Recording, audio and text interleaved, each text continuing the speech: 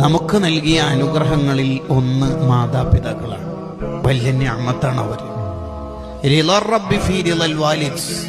ഉപ്പാന്റെയും ഉമ്മാന്റെയും പൊരുത്തം വാങ്ങിയ ഒരു മോനിക്ക് അള്ളാഹുവിന്റെ പൊരുത്തം കിട്ടും.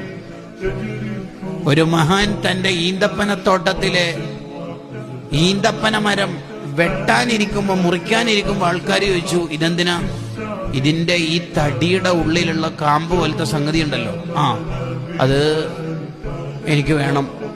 അതിനെന്തിനാ ഈ മരം തന്നെ വിട്ടണത്? ഇതല്ലേ ലേലത്തിന് വെച്ചപ്പോ 1000 ദിർഹം വില പറഞ്ഞത്. നിങ്ങളുടെ ഈന്തപ്പനത്തോട്ടത്തിലെ ഏറ്റവും കൂടുതൽ ഫലമുള്ള ഈത്തപ്പലം പൂത്തുലയുന്ന ഈന്തപ്പന മരം ഇതല്ലേ, പിന്നെ ഇതിനെ ഇതന്നെ വെട്ടിയേക്കണത്?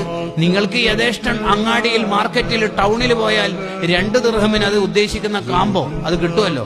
ഇനി അത് അവിടെ പോകാൻ മടിയുണ്ടെങ്കിൽ നിങ്ങളുടെ തോട്ടത്തിൽ തന്നെ ധാരാളം മരങ്ങളില്ലേ, അത് ഏതെങ്കിലും ഒന്ന് വെട്ടിയിട്ട് അത് എടുത്താൽ പോരെ. ഈ 1000 ദിർഹം വില വരുന്ന ഏറ്റവും കൂടുതൽ ഈത്തപ്പഴം പൂത്തുലയുന്ന ഈ മരം എന്തിനാ വെട്ടിയേക്കണത്? അതെന്തിനാ വെട്ടാൻ ഒരുങ്ങണത്? അതിന് ഈ മഹാന്റെ മറുപടി എന്താ പറയാ? അത് ഇന്നലെ ആ ഉമ്മ ഇതിലൂടെ പോകുമ്പോ ഉമ്മ പറഞ്ഞിരുന്നു, ഇതിന് നല്ല കാമ്പുണ്ടാവൂലേ. ഉമ്മ പറഞ്ഞു, വേറെ ഇനി വർത്താനില്ല, ഇനി വർത്താനില്ല.